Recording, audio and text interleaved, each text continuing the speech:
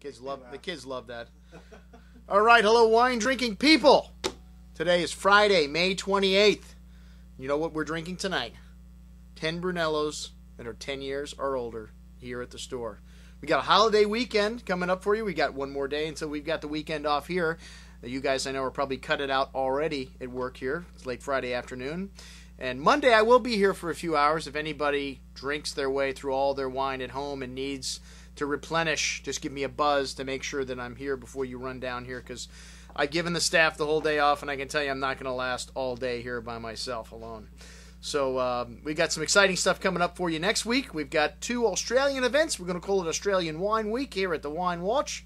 We got our Foster's tasting at Cafe Max on Wednesday night, and then we've got our vintage Australian tasting here Friday night in the store. 10 wines, 10 years or older. That sounds like a familiar theme. Okay, that's what we're doing tonight with Brunello. More experimenting. That's right, the scientific work that we do here on the Wine Watch. Very, very important to wine drinkers all over the globe. Okay, what did I have to drink yesterday? Well, yesterday was a light day in the store.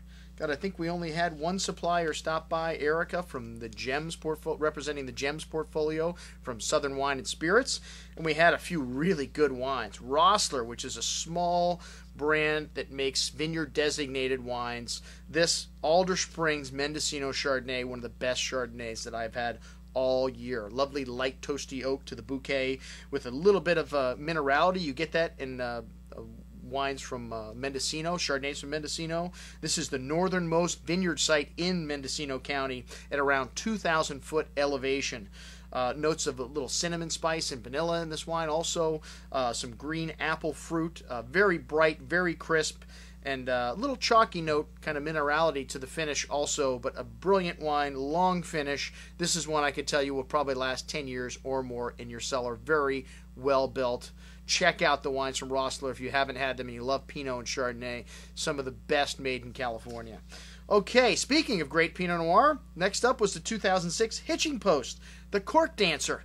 Cork Sniffer? No, Dancer. Okay, well, a lot of their wines have fishing references. One of the owners was a fisherman, commercial fisherman for years. And this is one of the more famous producers from this region because this restaurant, the Hitching Post restaurant, which I think sells about a third of the wine that they make, was in the movie Sideways. That's right, and you can take a tour now of Southern California, and they put together all the places that the folks in Sideways visited, and the Hitching Post is definitely one of the better restaurants in that area, so you want to check it out anyways if you're down in Southern California. It's in the Santa Barbara area. Nice amount of red cherry fruit, a little rhubarby kind of note to this wine, notes of fresh underbrush, and just maybe a touch vegetal. Santa Barbara, very cold growing region. Even though it's south of Napa and Sonoma and Monterey, some other areas that make good Pinot Noir, it's actually colder. You think moving toward the equator, you would be getting warmer. But this is the only area in California that has east to west running mountain ranges, so you get that cool influences of the Pacific Ocean more here than you do in Northern California because the mountain ranges run north to south. Okay, a little geography lesson there for California. Okay, next up, our good friend Bob Lindquist from Kipe. No, he wasn't in, but he's one of the great winemakers of this area. He went through the school of Zaca Mesa, like a lot of the guys did down there, Jim Clendenin. And this Syrah from the Central Coast is one of the best values in Syrah in California.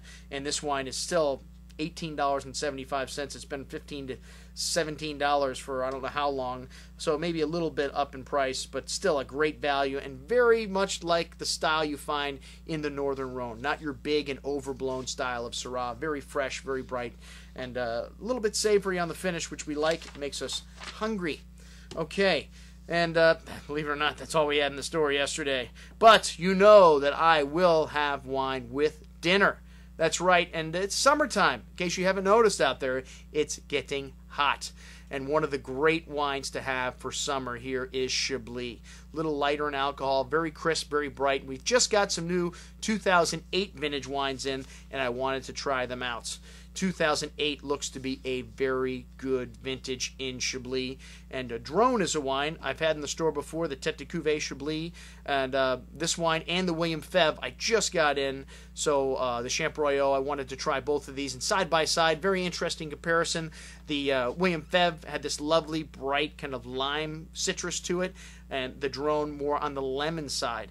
The Droin seemed like it could be aged in oak too. It definitely was a little tad darker in color, not new oak, but maybe some big old oak or something. It had this little kind of honey note to it too that the Fevre didn't have. But both wines very bright, very crisp, very refreshing, great wines for the summertime. Okay, well, 2 bottles is not enough in my house. We were still thirsty, and usually there's some red wine going on anyways. We just don't drink white. So we had another bottle of the 2003 Etude Pinot. This wine is drinking beautiful. If I mention a wine 2 or 3 times in the What I Drank Yesterday section, that's a clue. You may want to pick up a bottle or two. We still have this on sale for $25, an incredible value. And what did we have next to that? Kind of like this little comparison theme I had going last night. So we had a Pinot Noir from Italy from the 2003 vintage. That's right, folks, from Italy. What? They make Pinot Noir in Italy? Actually, they make pretty good Pinot Noir in Italy in Alto Adige, very northern part of Italy, and above Verona and Venice. And this wine from H.Lun, the Sandbichler Reserve, outstanding. More Burgundian, not quite as forward and fruity. Had a little more of that terroir, a little drier, but a really nice bottle of Pinot. Both of these wines, I would recommend you picking up a bottle and checking out. All right, well, that's all I got for you today, folks. And the What I Drank Yesterday section of the show. Looking forward to the Brunellos tonight. So check out everything on today's email. I'm your host, Andrew Lampazone, signing off, saying, remember, always drink the good stuff first.